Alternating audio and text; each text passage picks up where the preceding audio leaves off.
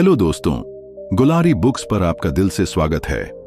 आज हम एक ऐसी किताब की गहराई में उतरने जा रहे हैं जो आपकी सोच को बदल सकती है और आपके जीवन को नई दिशा दे सकती है। Think less do more by Peter Hollins. यह किताब उन लोगों के लिए एक गेम चेंजर है जो अपने आलस, टाल मटोल और परफेक्शन की जिद को पीछे छोड़कर कुछ बड़ा करना चाहते हैं। क्या आपने कभी महसूस किया कि आप कोई काम शुरू करने से पहले इतना ज्यादा सोचते हैं कि वह काम कभी शुरू ही नहीं होता? जैसे कि आप एक नया प्रोजेक्ट लेना चाहते हैं, लेकिन यह सोचकर रुक जाते हैं कि यह तो परफेक्ट होना चाहिए, वरना क्या फायदा। यह सोच आपको जकड़ लेती है और आप बस सोचते रहते हैं, लेकिन कदम नहीं उठा पाते। इसे ही इनर्शिया कहते हैं, एक तरह की मानसिक जड़ता या ठहराव जो आपको आगे बढ़ने से रोकता है। लेकिन दोस्तों, इसका इलाज इतना आसान है कि आप सुनकर हैरान रह जाएंगे। बस अपने स्टैंडर्ड्स को थोड़ा कम कर लीजिए। जी हां, इतना साधारण। आइए इसे समझते हैं। कल्पना करें कि आप कुछ नया सीखना चाहते हैं, जैसे कि पेंटिंग करना, गिटार बजाना या कोई नया बिजनेस शुरू करना। अगर आप यह सोच लें कि पहली बार में ही आपको माइकल एंजेलो जैसी पेंटिंग बनानी है या जिमी हेंड्रिक्स की तरह गिटार बजाना है, तो आप शायद कभी ब्रश उठाएंगे ही नहीं, ना ही गिटार के तार छुएंगे। क्यों? क्योंकि आपको लगेगा कि आप अभी तैयार नहीं हैं। आपको लगेगा कि जब तक आप परफेक्ट नहीं होंगे तब तक कोशिश करने का कोई मतलब नहीं। लेकिन अगर आप अपने स्टैंडर्ड्स को थोड़ा नीचे लाएं, जैसे कि बस एक छोटा सा डूडल बनाएं या गिटार पर एक साधारण धुन ट्राई करें, तो आप शुरुआत तो करेंगे। और दोस्तों, शुरुआत ही सबसे बड़ी जीत है। एक बार गति मिल गई तो आगे बढ़ना आसान हो जाता है। यह ऐसा है जैसे साइकिल चलाना शुरू करना। पहला पैडल मारना सबसे मुश्किल होता है, लेकिन एक बार गति पकड़ ली तो आप आसानी से चले जाते हैं। अब मान लीजिए आपको एक बड़ा टास्क करना है, जैसे कि 10 पेज की एक रिपोर्ट लिखना।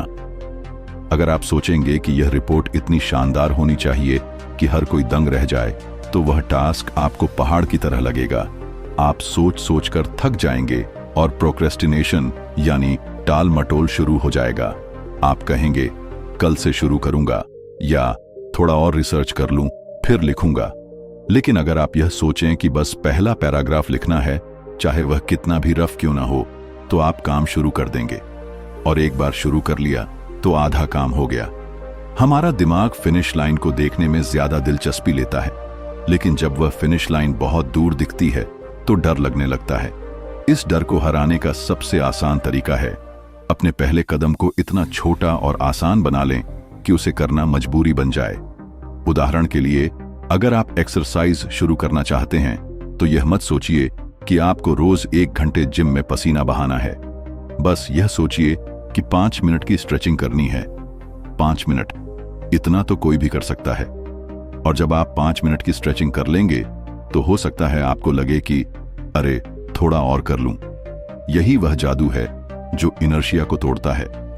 पूर्णतावाद यानी परफेक्शनिज्म हमारी प्रगति का सबसे बड़ा दुश्मन है। हम सोचते हैं कि हर चीज में हमें तुरंत परफेक्ट होना चाहिए, लेकिन सच्चाई यह है कि परफेक्शन कोई एक पल में नहीं आता। वह आता है धीरे धीरे, बार बार कोशिश करने से, गलतियां करने से और उनसे सीखने से। पहली ड्राफ्ट हमेशा खराब होती है, पहली कोशिश हमेशा औसत होती है और पहला कदम हमेशा थोड़ा डगमगाता है।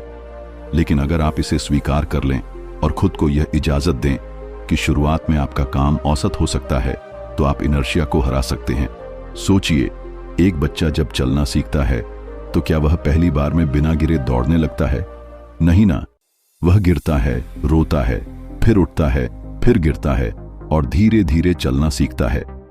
अगर वह यह सोच ले कि जब तक बिना गिरे नहीं चल सकता, तब तक कोशिश ही नहीं करेगा, तो वह कभी चलना ही नहीं सीखेगा। हमारी जिंदगी में भी यही माइंडसेट चाहिए। हमें यह समझना होगा कि शुरुआत में गिरना, गलतियां करना और औसत काम करना पूरी तरह सामान्य है। यह सीखने का हिस्सा है।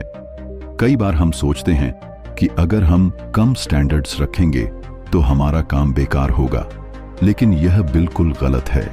शुरुआत करना ही किसी भी टास्क का सबसे मुश्किल हिस्सा होता है, और अगर आप उस हिस्से को आसान बना लें तो आगे का सफर अपने आप सुगम हो जाता है। जब आप लिखना शुरू करते हैं तो धीरे धीरे आप एडिट कर सकते हैं।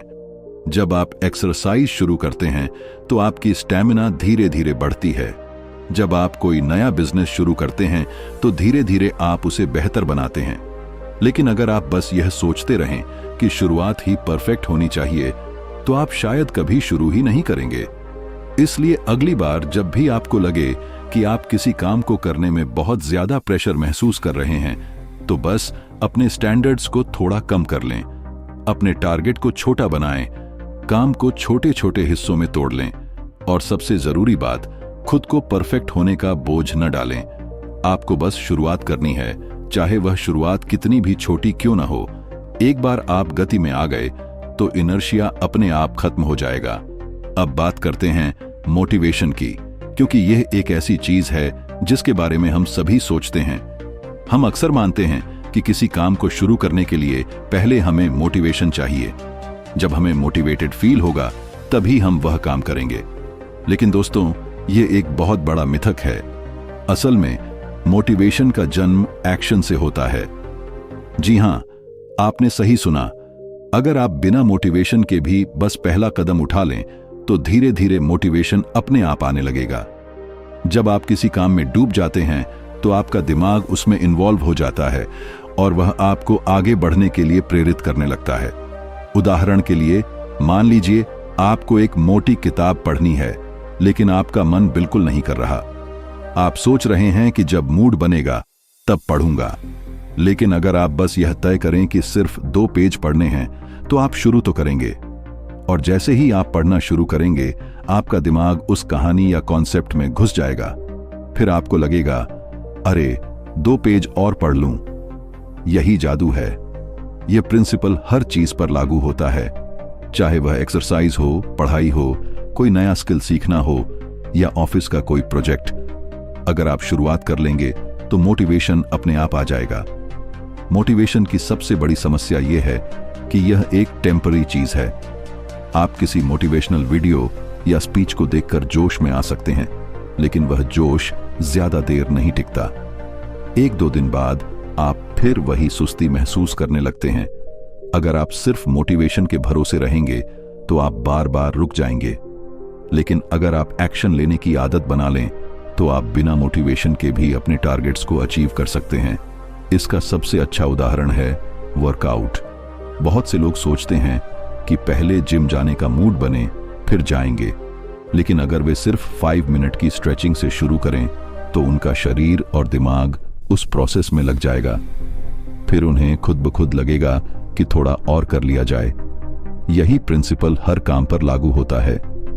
जब आप किसी काम को शुरू करते हैं तो आपकी एनर्जी उस दिशा में शिफ्ट होने लगती है और मोटिवेशन अपने आप पैदा हो जाता है। कभी ऐसा हुआ है कि आपने किसी काम को बहुत आलस में शुरू किया लेकिन करने के बाद मजा आने लगा? इसका कारण यही है कि एक्शन लेने के बाद आपका दिमाग उसी दिशा में ट्यून हो जाता है। शुरुआत में आपको बोरियत महसूस हो सकती है, लेकिन अगर आप उसे जारी रखते हैं तो वह काम धीरे धीरे इंटरेस्टिंग लगने लगता है।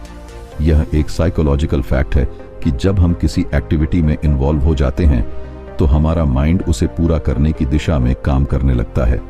इसका एक और बड़ा फायदा यह है कि जब आप एक्शन लेना शुरू करते हैं तो आपके अंदर का सेल्फ डाउट और अनिश्चितता धीरे धीरे कम होने लगती है। जब आप सिर्फ सोचते रहते हैं कि कोई काम कितना मुश्किल है तो वह और भी बड़ा लगता है, लेकिन जब आप उसे शुरू कर देते हैं तो आपको एहसास होता है कि वह उतना कठिन नहीं था जितना आपने सोचा था। एक्शन लेना आपकी सेल्फ इमेज को भी बदल सकता है। अगर आप हमेशा सोचते हैं कि आप एक आलसी इंसान हैं तो आप उसी तरह बर्ताव करेंगे। लेकिन अगर आप सिर्फ 5 मिनट का एक्शन ले लें तो आप अपने बारे में एक नई कहानी बना सकते हैं। मैं वह इंसान हूं जो बिना मोटिवेशन के भी काम शुरू कर सकता है। यह सोच आपको और ज्यादा करने के लिए प्रेरित करती है। मोटिवेशन के लिए एक्शन क्यों जरूरी है, इसे साइकिल की तरह देख सकते हैं। जब आप कोई एक्शन लेते हैं तो आपको छोटा सा रिजल्ट मिलता है। यह रिजल्ट आपके कॉन्फिडेंस को बढ़ाता है। कॉन्फिडेंस बढ़ने से आपको और ज्यादा करने की प्रेरणा मिलती है और यह सर्कल चलता रहता है। धीरे धीरे यह मोटिवेशन बढ़ता जाता है और आप अपनी जिंदगी में बड़े बदलाव ला सकते हैं। आसान शब्दों में कहें तो अगर आप मन न होने के बावजूद किसी काम को शुरू कर देंगे तो कुछ ही देर में आपको उसमें इंटरेस्ट आने लगेगा, और जब आप बार बार ऐसा करेंगे तो मोटिवेशन का इंतजार करना ही भूल जाएंगे। एक्शन से ही मोटिवेशन पैदा होगा। अब बात करते हैं रिस्क की। रिस्क का नाम सुनते ही हमारे दिमाग में एक डर सा पैदा होता है। हमें लगता है कि अगर हमने कोई बड़ा कदम उठाया और वह गलत साबित हुआ तो हम मुसीबत में पड़ जाएंगे। ये डर हमें नए अवसरों से दूर रखता है। लेकिन दोस्तों, रिस्क सिर्फ खतरा नहीं है, ये ग्रोथ का एक जरिया भी है। जब हम रिस्क को एक डरावनी चीज की बजाय सीखने और आगे बढ़ने के मौके के रूप में देखते हैं तो हमारी जिंदगी पूरी तरह बदल सकती है। सोचिए, अगर कोई बच्चा साइकिल चलाना सीखना चाहता है तो उसे गिरने का रिस्क होता है। अगर वह सिर्फ इस डर से कोशिश ही न करे कि वह गिर सकता है तो वह कभी साइकिल चलाना नहीं सीखेगा। लेकिन जब वह रिस्क लेता है, गिरता है, उठता है और फिर से कोशिश करता है तो एक दिन वह बिना गिरे आराम से साइकिल चला सकता है। यही प्रिंसिपल हमारी पूरी जिंदगी में लागू होता है। हम में से ज्यादातर लोग कंफर्ट जोन में रहना पसंद करते हैं क्योंकि वहां कोई रिस्क नहीं होता। लेकिन कंफर्ट जोन में रहने का सबसे बड़ा नुकसान यह है कि आप कभी ग्रो नहीं करते। जब आप कोई नया स्किल सीखते हैं, कोई नया बिजनेस शुरू करते हैं या कोई नया चैलेंज लेते हैं तो उसमें रिस्क तो होता है, लेकिन साथ ही सीखने और आगे बढ़ने के मौके भी होते हैं। रिस्क लेने का मतलब यह नहीं कि आप बिना सोचे समझे कोई बड़ा कदम उठा लें। इसका मतलब है कि आप कैलकुलेटेड रिस्क लें, यानी पहले सिचुएशन को अच्छे से एनालाइज करें, फायदे और नुकसान को समझें और फिर एक सोचा समझा डिसीजन लें। जब आप इस तरह रिस्क लेते हैं तो आपके फेल होने के चांसेस कम हो जाते हैं और सक्सेस के चांसेस बढ़ जाते हैं। रिस्क को एम्ब्रेस करने का एक और बड़ा फायदा यह है कि यह आपको मानसिक रूप से मजबूत बनाता है। जब आप बार बार छोटे छोटे रिस्क लेते हैं और उनसे सीखते हैं तो आपके अंदर किसी भी चुनौती का सामना करने की ताकत आती है। आपका दिमाग फेलियर को एक सीखने की प्रक्रिया मानने लगता है, न कि ऐसी चीज जिससे डरना चाहिए। अगर आप अपनी प्रोफेशनल लाइफ में देखें तो जितने भी बड़े एंटरप्रेन्योर्स या लीडर्स हैं, उन्होंने कभी न कभी बड़ा रिस्क लिया है। स्टीव जॉब्स ने रिस्क लिया और एप्पल बनाया। एलॉन मस्क ने रिस्क लिया और टेस्ला, स्पेसएक्स जैसी कंपनियां खड़ी की। हर बड़ी सफलता के पीछे कोई ना कोई रिस्क जरूर होता है। इसी तरह पर्सनल लाइफ में भी अगर हम हमेशा सेफ खेलने की कोशिश करेंगे तो हम अपनी फुल पोटेंशियल तक नहीं पहुंच पाएंगे। उदाहरण के लिए, अगर कोई इंसान किसी से अपने दिल की बात कहने से डरता है क्योंकि उसे रिजेक्शन का डर है तो वह कभी अपनी फीलिंग्स को एक्सप्रेस नहीं कर पाएगा। लेकिन अगर वह रिस्क लेता है तो या तो उसे सक्सेस मिलेगी या फिर रिजेक्शन से कुछ नया सीख कर वह आगे बढ़ेगा। रिस्क लेने का मतलब यह नहीं कि आप हमेशा जीतेंगे। कई बार आप फेल भी होंगे, लेकिन यही फेलियर्स आपको सिखाएंगे कि अगली बार चीजों को और बेहतर कैसे करना है। दुनिया के सक्सेसफुल लोग कई बार फेल हुए हैं, लेकिन उन्होंने हर फेलियर से सीखा और अगली बार बेहतर किया। अगर आप रिस्क से डरते हैं तो सबसे पहले अपनी सोच को बदलें। रिस्क को एक खतरे की तरह न देखें, बल्कि इसे एक अवसर की तरह लें। जब भी कोई नया मौका आए तो सिर्फ यह मत सोचें कि इसमें क्या गलत हो सकता है, यह भी सोचें कि अगर यह सही हो गया तो आपको कितना फायदा होगा। यह सोच आपको प्रोएक्टिव बनाएगी और आप ज्यादा से ज्यादा मौकों को हासिल कर पाएंगे। रिस्क लेने का एक और फायदा यह है कि यह आपकी क्रिएटिविटी और प्रॉब्लम सॉल्विंग स्किल्स को बढ़ाता है। जब आप किसी नए चैलेंज को स्वीकार करते हैं तो आपको अपने कंफर्ट जोन से बाहर निकलना पड़ता है। आपको नए सॉल्यूशंस ढूंढने पड़ते हैं, जिससे आपकी सोचने की क्षमता बढ़ती है और आप ज्यादा कॉन्फिडेंट बनते हैं। इसलिए अगली बार जब कोई रिस्की मौका आए तो सिर्फ डर की वजह से उसे ठुकराएं नहीं, सोच समझकर एनालाइज करें और अगर लगे कि यह रिस्क लेने लायक है तो जरूर लें। हो सकता है यह आपका सबसे अच्छा डिसीजन साबित हो और आपकी जिंदगी पूरी तरह बदल जाए। अब बात करते हैं टू डू लिस्ट की। हम सभी रोज टू डू लिस्ट बनाते हैं, लेकिन दिन के अंत में देखते हैं कि कई टास्क अधूरे रह गए। ऐसा क्यों होता है? क्योंकि हम उन चीजों पर ध्यान नहीं देते जो हमारा ध्यान भटकाती हैं, जो हमें फोकस्ड रहने से रोकती हैं। यहीं पर डोंट डू लिस्ट का कॉन्सेप्ट आता है। यह एक ऐसी लिस्ट है जिसमें आप उन चीजों को लिखते हैं जो आपको नहीं करनी है, ताकि आपका ध्यान सही जगह पर रहे और आप ज्यादा प्रोडक्टिव बन सकें। उदाहरण के लिए सोचिए कि आप सुबह उठते ही फोन उठाकर सोशल मीडिया स्क्रॉल करने लगते हैं। आप सोचते हैं कि बस 5 मिनट देखेंगे, लेकिन जब घड़ी देखते हैं तो 30-40 मिनट निकल चुके होते हैं। या फिर आप दिन भर में बार बार ईमेल चेक करते हैं, हर छोटी चीज पर तुरंत रिएक्ट करते हैं। इससे आपकी एनर्जी गलत जगह खर्च होती है। डोंट डू लिस्ट इन आदतों को पहचानने और उनसे बचने में मदद करती है। इस लिस्ट को बनाने के लिए सबसे पहले आपको अपने दिन को ऑब्जर्व करना होगा। देखें कि कौन कौन सी चीजें आपका ध्यान भटकाती हैं। क्या आप हर ब्रेक में फोन चेक करते हैं? क्या आप अनावश्यक मीटिंग्स में समय बर्बाद करते हैं? क्या आप बिना किसी प्लान के सोशल मीडिया पर घंटों बिता देते हैं? इन सब को नोट करें और अपनी डोंट डू लिस्ट में डाल दें। इससे आपको साफ साफ पता चल जाएगा कि किन चीजों से बचना है। इस लिस्ट का सबसे बड़ा फायदा यह है कि यह आपको डिसिप्लिन सिखाती है। जब आपके पास यह स्पष्ट होता है कि आपको क्या नहीं करना, तो आप अपने जरूरी कामों पर ज्यादा फोकस कर सकते हैं। मान लीजिए आपकी लिस्ट में लिखा है, मैं सुबह 10 बजे से पहले सोशल मीडिया नहीं देखूंगा। अब जब भी आपका मन करेगा कि फोन उठाकर इंस्टाग्राम या ट्विटर देख लें, आपकी लिस्ट आपको याद दिलाएगी कि यह आपकी प्रायोरिटी नहीं है। धीरे धीरे यह एक आदत बन जाएगी और आपकी प्रोडक्टिविटी आसमान छूने लगेगी। लोग अक्सर सोचते हैं कि बस ज्यादा मेहनत करने से सफलता मिलती है, लेकिन दोस्तों, ज्यादा मेहनत से ज्यादा जरूरी है स्मार्ट मेहनत। अगर आप सिर्फ व्यस्त रहने की बजाय अपने समय का सही इस्तेमाल करें, तो आप कम समय में ज्यादा हासिल कर सकते हैं। डोंट डू लिस्ट आपको यह समझने में मदद करती है कि कौन से काम आपका समय बर्बाद कर रहे हैं और उनसे बचकर आप अपनी एनर्जी को सही दिशा में लगा सकते हैं। इस लिस्ट को और बेहतर बनाने के लिए आप इसे समय समय पर अपडेट करें। हो सकता है शुरू में आपको लगे कि सिर्फ सोशल मीडिया आपका ध्यान भटकाता है, लेकिन कुछ हफ्तों बाद आपको एहसास हो कि बार बार अनावश्यक मीटिंग्स भी आपका समय खा रही हैं। ऐसे में अपनी लिस्ट में यह जोड़ें कि मैं बेकार की मीटिंग्स में शामिल नहीं होऊंगा। इस तरह अपने अनुभव के आधार पर लिस्ट को रिफाइन करते रहें। डोंट डू लिस्ट सिर्फ डिस्ट्रैक्शन से बचने के लिए नहीं है, ये आपको इमोशनल और मेंटल क्लैरिटी भी देती है। कई बार हम ऐसे डिसीजंस ले लेते हैं जो हमारे लिए सही नहीं होते, सिर्फ इसलिए क्योंकि हमें ना कहना नहीं आता। अगर आपकी लिस्ट में यह लिखा हो कि मैं ऐसे कामों के लिए हाँ नहीं कहूंगा जो मेरे गोल्स से मेल नहीं खाते, तो यह आपको अनावश्यक कमिटमेंट से बचाएगा। खासकर अगर आप किसी क्रिएटिव फील्ड में हैं, जैसे कि राइटर, आर्टिस्ट या एंटरप्रेन्योर, तो यह लिस्ट और भी जरूरी है, क्योंकि आपके लिए सबसे कीमती चीज है डीप वर्क, वह समय जब आप पूरी तरह फोकस्ड होकर अपना बेस्ट काम कर सकें। लेकिन अगर आपका ध्यान बार बार छोटी छोटी चीजों में भटकता रहेगा, तो आप कभी अपनी पूरी क्षमता तक नहीं पहुंच पाएंगे। यह लिस्ट सिर्फ प्रोफेशनल लाइफ के लिए नहीं, बल्कि पर्सनल लाइफ में भी कमाल कर सकती है। मान लीजिए आप अपनी हेल्थ सुधारना चाहते हैं।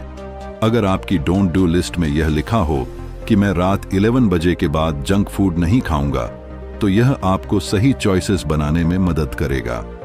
अगर आप अपनी मेंटल हेल्थ पर काम करना चाहते हैं, तो लिस्ट में जोड़ सकते हैं, मैं उन लोगों के साथ समय नहीं बिताऊंगा जो मेरी एनर्जी ड्रेन करते हैं। अंत में यह समझना जरूरी है कि जितना जरूरी यह तय करना है कि क्या करना है, उतना ही जरूरी यह तय करना है कि क्या नहीं करना। हमारे पास दिन में सिर्फ 24 घंटे होते हैं। अगर हम अपनी एनर्जी को सही जगह लगाना सीख लें, तो हम अपनी जिंदगी में बड़े बदलाव ला सकते हैं। एक छोटी सी डोंट डू लिस्ट बनाना एक आसान लेकिन पावरफुल तरीका है अपने दिन को बेहतर और ज्यादा प्रोडक्टिव बनाने का। अगर आप इसे ईमानदारी से फॉलो करेंगे, तो आप देखेंगे कि आपकी एफिशिएंसी, फोकस और ओवरऑल हैप्पीनेस कैसे बढ़ने लगती है। अब बात करते हैं प्रायोरिटीज की। हमारी जिंदगी में हर दिन ढेर सारे काम होते हैं, कुछ बहुत जरूरी, कुछ कम जरूरी, लेकिन अक्सर हम उन कामों में उलझे रहते हैं जो ज्यादा मायने नहीं रखते, और जो वाकई जरूरी हैं वे पीछे छूट जाते हैं। इसका कारण है कि हम अपनी प्रायोरिटीज को सही तरीके से सेट नहीं कर पाते। यहीं पर बर्नर लिस्ट का कॉन्सेप्ट आता है। यह एक ऐसा तरीका है जिससे आप अपने सबसे जरूरी और कम जरूरी कामों को अलग अलग रख सकते हैं, ताकि आपकी एनर्जी और अटेंशन सही दिशा में लगे। बर्नर लिस्ट का आइडिया बहुत साधारण है। आप अपने टास्क्स को 2 हिस्सों में बांटते हैं, फ्रंट बर्नर और बैक बर्नर। फ्रंट बर्नर में वे काम आते हैं जो आपकी सबसे बड़ी प्रायोरिटी हैं, जिन पर आपको सबसे ज्यादा ध्यान देना है। ये वे टास्क हैं जो आपके बड़े गोल्स को हासिल करने में मदद करते हैं। दूसरी तरफ बैक बर्नर में वे काम आते हैं जो जरूरी तो हैं, लेकिन अभी तुरंत ध्यान देने की जरूरत नहीं। ये वे टास्क हैं जिन्हें आप बाद में कर सकते हैं या जो इतने क्रिटिकल नहीं हैं। सोचिए, आप एक शेफ हैं और किचन में कई चीजें एक साथ बना रहे हैं। एक स्टोव पर कुछ ऐसा पक रहा है जिसे आपको लगातार चेक करना है ताकि वह परफेक्ट बने। यह आपका फ्रंट बर्नर है। वहीं कुछ चीजें धीमी आंच पर पक रही हैं जिन्हें आप समय समय पर देख सकते हैं। यह आपका बैक बर्नर। ठीक इसी तरह जब हम अपनी लाइफ को इस तरीके से ऑर्गेनाइज करते हैं तो हम अपनी एनर्जी को सही जगह फोकस कर सकते हैं। उदाहरण के लिए, अगर आप किसी बड़े प्रोजेक्ट पर काम कर रहे हैं तो वह आपका फ्रंट बर्नर टास्क होगा। लेकिन अगर आप साथ साथ कोई नई स्किल सीखना चाहते हैं या किसी नए बिजनेस आइडिया पर सोचना चाहते हैं तो वह बैक बर्नर पर जा सकता है। इसका मतलब यह नहीं कि बैक बर्नर के टास्क बेकार हैं। इसका सिर्फ इतना मतलब है कि उन्हें अभी उतनी प्रायोरिटी नहीं मिलनी चाहिए। बर्नर लिस्ट का सबसे बड़ा फायदा यह है कि यह डिसीजन मेकिंग को आसान बनाती है। जब भी कोई नया टास्क सामने आता है तो आप तुरंत तय कर सकते हैं कि वह फ्रंट बर्नर पर जाएगा या बैक बर्नर पर। इससे आपका दिमाग क्लटर फ्री रहता है और आप जरूरी चीजों को मिस नहीं करते। दूसरा फायदा यह है कि यह आपको मल्टीटास्किंग से बचाता है।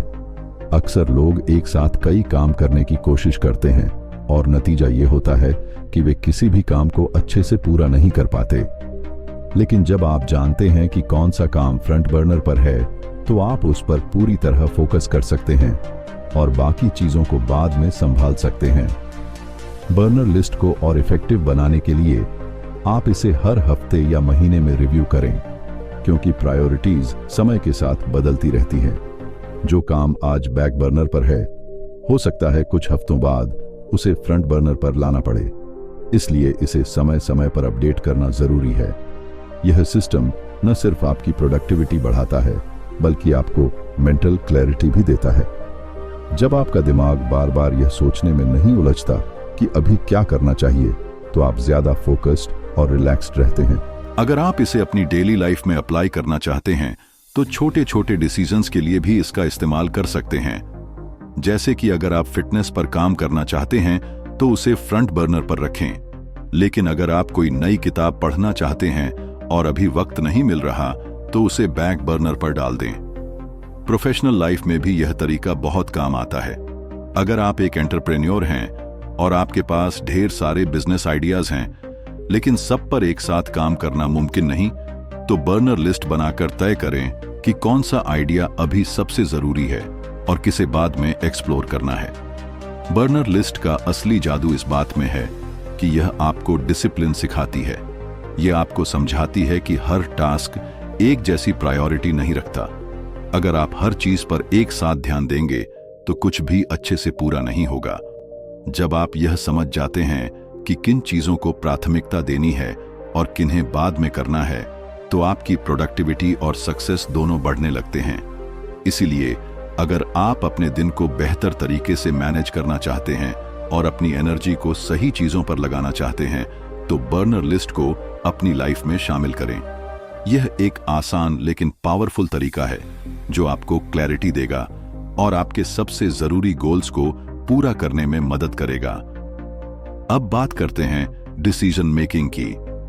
हमारी जिंदगी में हर दिन ढेर सारे डिसीजंस लेने पड़ते हैं। कुछ छोटे, जैसे सुबह क्या पहनना है, और कुछ बड़े, जैसे करियर में अगला कदम क्या होना चाहिए। लेकिन कई बार हम छोटे छोटे डिसीजंस पर इतना सोचते हैं कि हमारा दिमाग थक जाता है और बड़े डिसीजंस के लिए एनर्जी ही नहीं बचती। इसे ओवर एनालिसिस कहते हैं और यह हमारी प्रोडक्टिविटी और कॉन्फिडेंस दोनों को कम करता है। इसका सबसे अच्छा समाधान है सुपर स्ट्रक्चर डिसीजन मॉडल को अपनाना। यह एक स्ट्रक्चर्ड तरीका है जिससे आप जल्दी और सही डिसीजंस ले सकते हैं बिना ओवरथिंकिंग में फंसे। सोचिए, अगर आपको हर सुबह यह सोचना पड़े कि क्या पहनना है, क्या खाना है या किस ईमेल का जवाब पहले देना है, तो आपका दिमाग इन छोटी छोटी चीजों में ही उलझ जाएगा।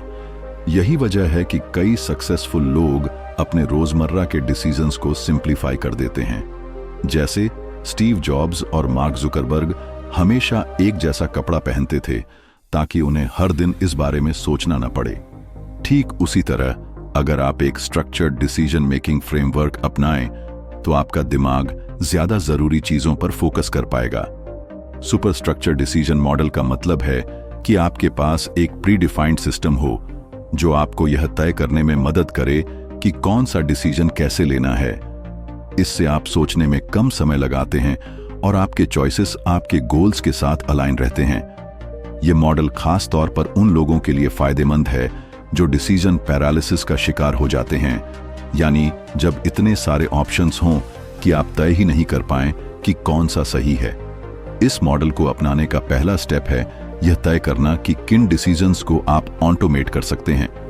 उदाहरण के लिए, अगर आप रोज यह सोचने में समय बर्बाद करते हैं कि जिम जाना चाहिए या नहीं, तो इसे ऑटोमेट कर लें।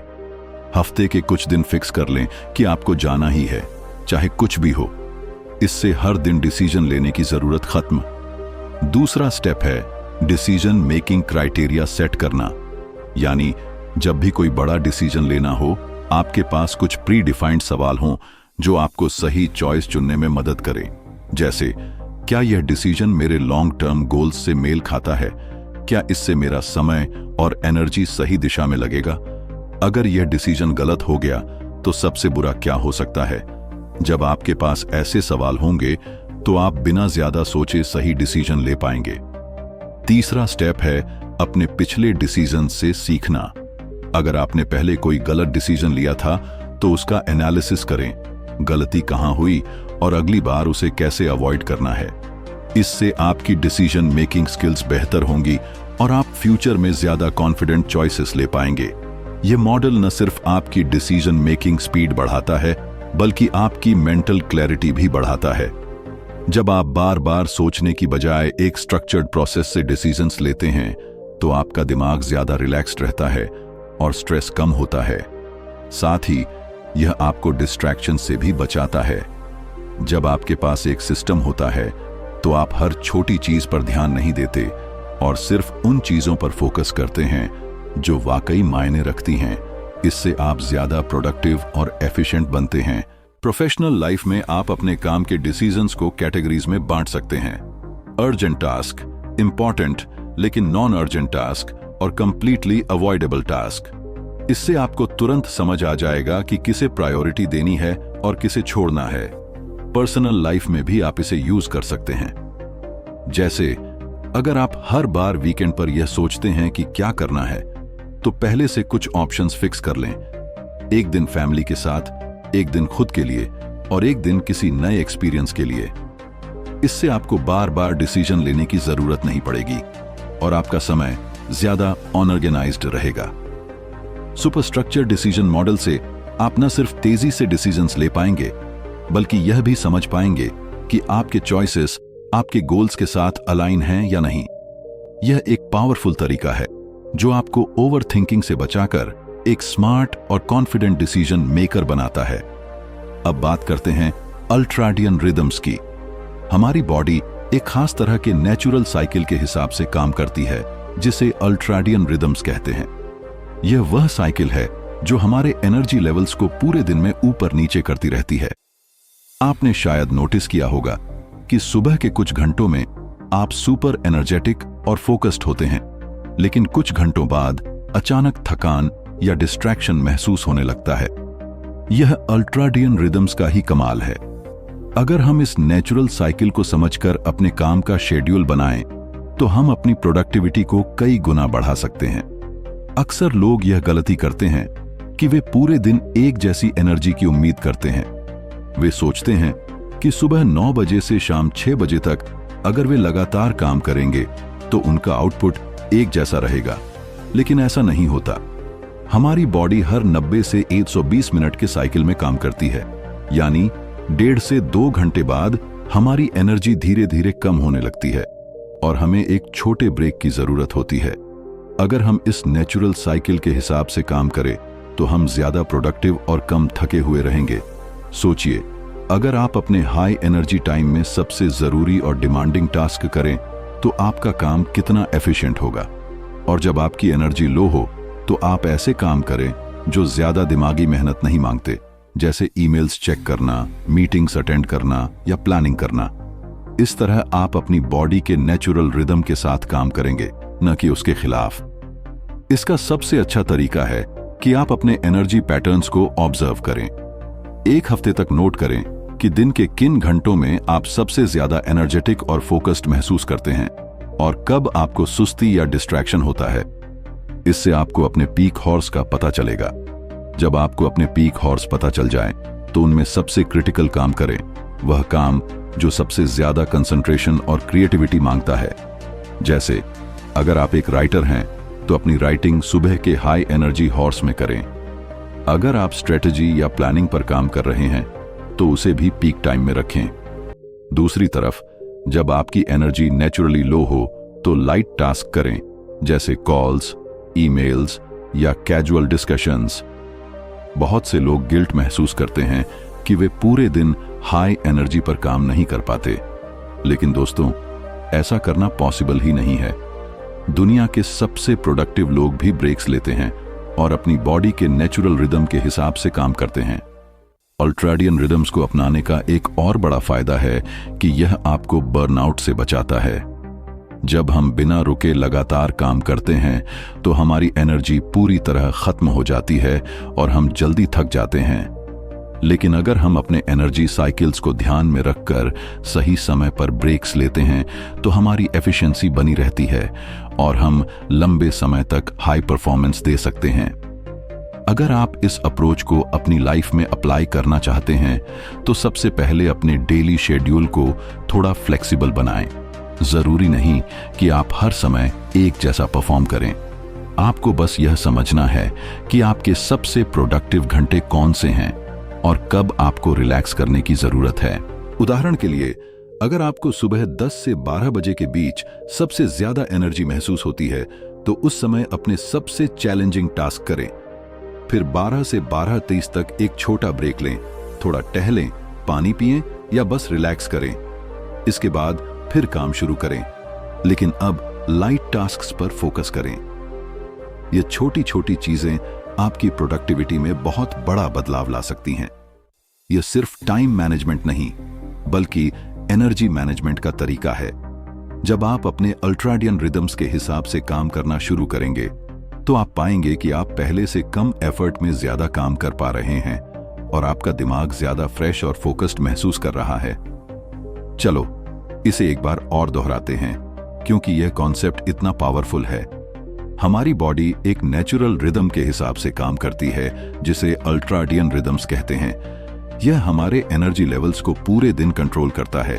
कभी आपने नोटिस किया होगा कि एक समय पर आप सुपर फोकस्ड होते हैं, लेकिन कुछ घंटों बाद थकान या डिस्ट्रैक्शन महसूस होने लगता है। यह रिदम का असर है। अगर हम इसे समझकर अपने काम का शेड्यूल बनाएं तो हम ज्यादा प्रोडक्टिव बन सकते हैं। लोग अक्सर सोचते हैं कि पूरे दिन एक जैसी एनर्जी रहेगी, लेकिन ऐसा नहीं होता।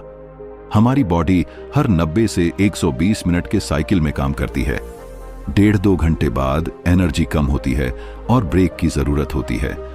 इसका सबसे अच्छा तरीका है अपने एनर्जी पैटर्न्स को ऑब्जर्व करना। दिन के कौन से घंटे आपकी पीक परफॉर्मेंस के हैं और कब आपको सुस्ती महसूस होती है। फिर अपने हाई एनर्जी टाइम में सबसे जरूरी काम करें, वह जो फोकस और क्रिएटिविटी मांगता है। लो एनर्जी में ईमेल्स, मीटिंग्स या कैजुअल टास्क करें। गिल्ट महसूस न करें कि आप पूरे दिन हाई परफॉर्मेंस नहीं दे पाते। स्मार्ट वर्क यही है कि आप अपनी बॉडी के रिदम के साथ काम करें, न कि उसके खिलाफ। दुनिया के सबसे प्रोडक्टिव लोग भी ब्रेक्स लेते हैं और सही समय पर सही काम करते हैं। इसका एक बड़ा फायदा यह है कि आप बर्नआउट से बचते हैं। बिना रुके काम करने से एनर्जी खत्म हो जाती है, लेकिन साइकिल फॉलो करने से एफिशिएंसी बनी रहती है। इस अप्रोच को अप्लाई करने के लिए रिजिड टाइम टेबल छोड़ें, अपने नेचुरल रिदम्स को समझें। हाई एनर्जी में चैलेंजिंग टास्क, लो में लाइट, 30 मिनट के छोटे ब्रेक्स, टहलना, पानी पीना, फोकस और एफिशिएंसी बनाए रखते हैं। ये टाइम मैनेजमेंट नहीं, एनर्जी मैनेजमेंट है। जब आप अल्ट्राडियन रिदम्स के हिसाब से काम शुरू करेंगे तो कम एफर्ट में ज्यादा काम होगा और आपका माइंड फ्रेश और फोकस्ड रहेगा। तो दोस्तों, यह थी हमारी आज की book summary, think less do more by Peter Hollins. इस किताब ने हमें सिखाया कि परफेक्शन की जिद छोड़कर छोटे कदमों से शुरुआत करें, क्योंकि एक्शन ही मोटिवेशन का स्रोत है। रिस्क को डर की तरह नहीं बल्कि अवसर की तरह देखें। डोंट डू लिस्ट बनाकर डिस्ट्रैक्शन से बचें। बर्नर लिस्ट से प्रायोरिटीज सेट करें। सुपर स्ट्रक्चर डिसीजन मॉडल से स्मार्ट डिसीजंस लें और अल्ट्राडियन रिदम्स को समझकर अपनी एनर्जी का बेस्ट यूज करें। ये सब मिलकर आपकी प्रोडक्टिविटी, कॉन्फिडेंस और ओवरऑल हैप्पीनेस को नेक्स्ट लेवल पर ले जाएगा। आपको यह समरी कैसी लगी? कमेंट करके जरूर बताएं। और हां, गोलरी बुक्स के साथ जुड़े रहें, क्योंकि हम लाते रहेंगे ऐसी ही इंस्पायरिंग और लाइफ चेंजिंग बुक समरीज। धन्यवाद। और अपनी जिंदगी को और बेहतर बनाने के लिए आज से ही इन टिप्स को अप्लाई करें।